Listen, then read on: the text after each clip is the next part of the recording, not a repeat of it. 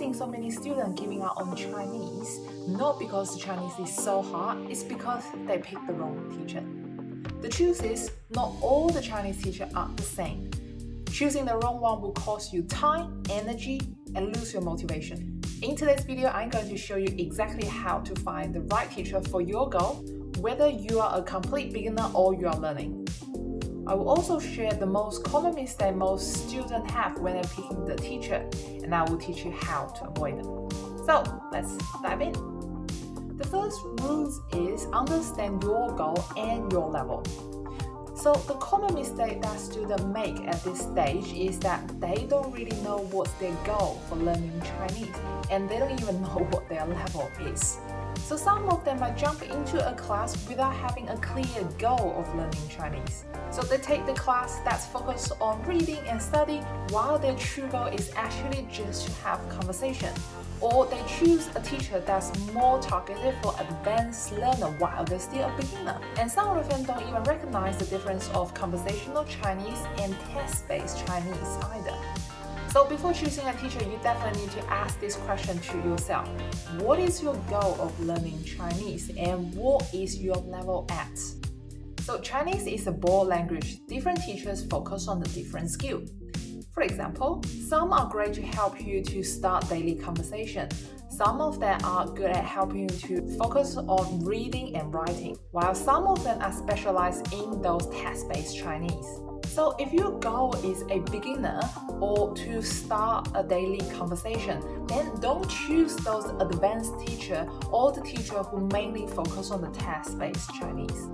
So the principle number 2 to help you to find the right teacher is that you need to check that teacher's course structure and the material.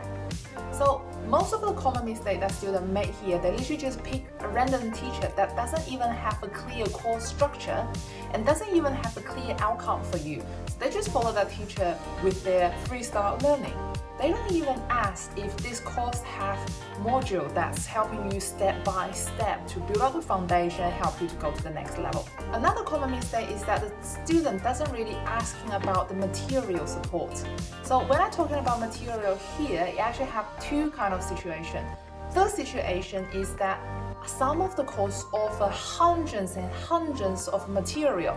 While that sounds so good, but when you actually go into this course, you will actually feel overwhelmed because all this material, do you actually have time to check it, to use it? Does it actually serve you on a specific purpose? Or is it just put it all over there on the platform just for the sake of having it?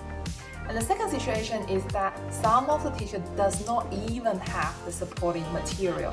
For example, if you wanted to practice your pronunciation, does the teacher offer you enough practice for you to do, enough homework help you to practice those pronunciation that you just learned? Or does the teacher even offer you a one-on-one lesson to help you, support you, and correct your pronunciation?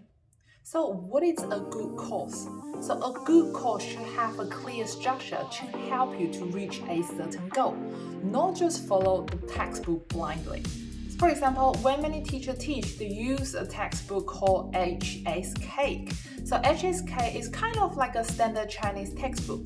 So here, I'm not saying HSK book is terrible, but I'm saying if the teacher simply just followed that book each step by each step, then I don't think the teacher have a really clear idea what they are actually offering. The reason why is that if you actually look at the HSK book, each of the lesson actually including everything.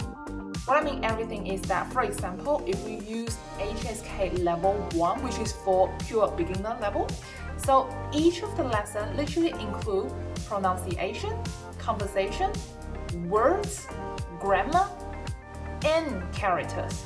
So to be honest, from my perspective, even though when I learn as an English as a second language, I don't follow this step because personally, I don't think that's an effective way to learn. Because as a beginner, I always mention this, learning Chinese character is way too much effort for you. And also the best way of learning a language, you usually start with speaking and listening first.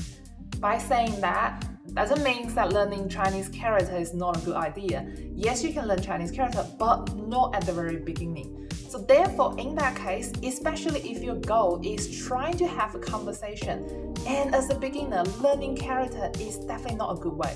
So if the teacher is simply just blindly using HSK book once they're teaching you, then I don't think that's a good idea.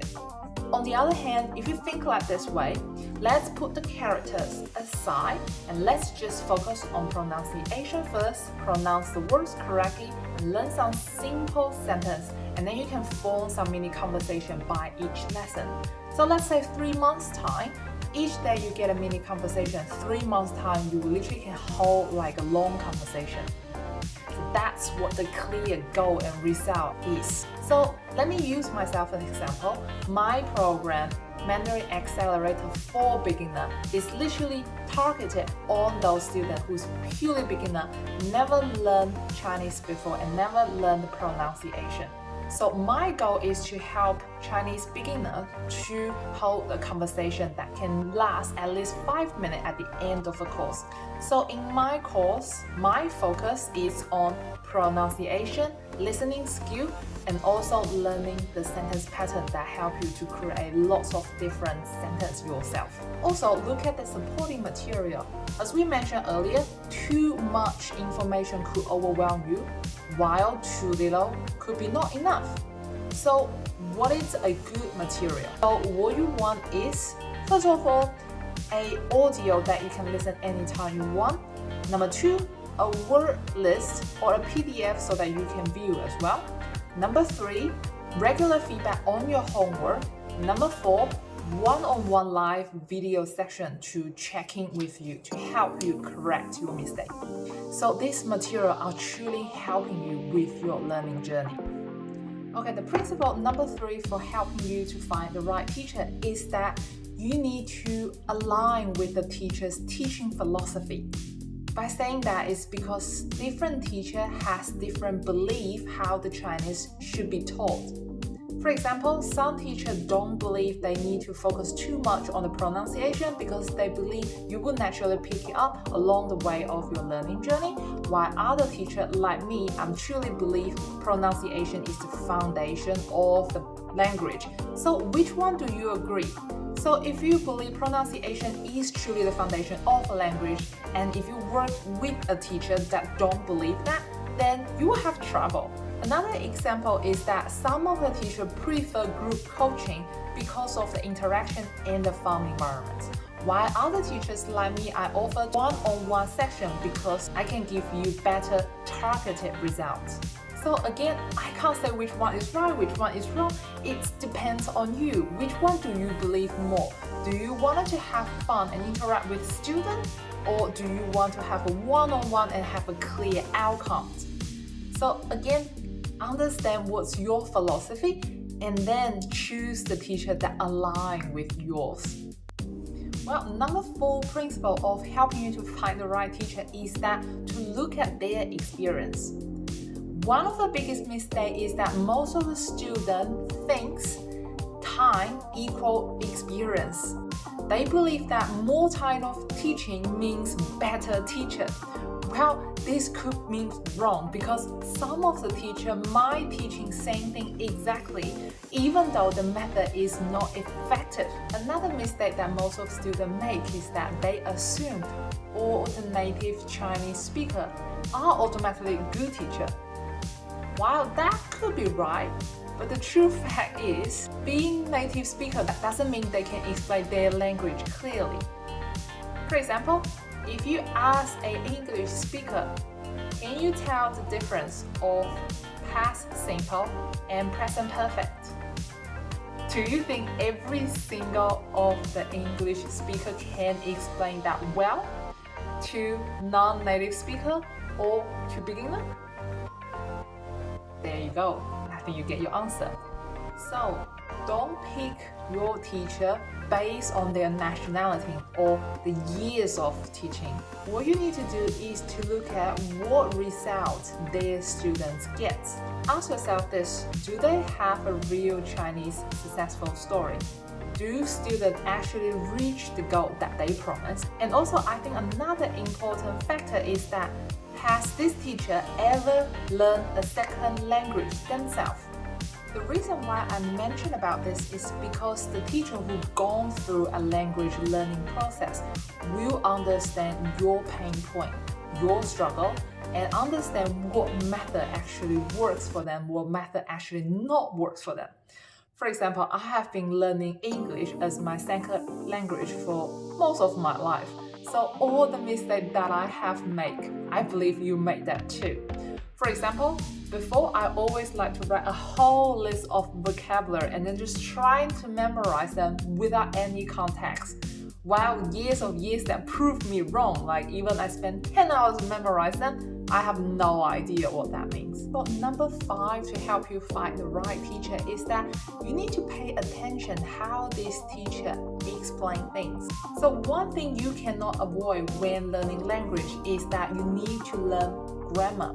So grammar is quite tricky, but the true thing is grammar is literally help you to understand how to form the sentence better. However, it doesn't mean every teacher can explain that in a simple and understandable way.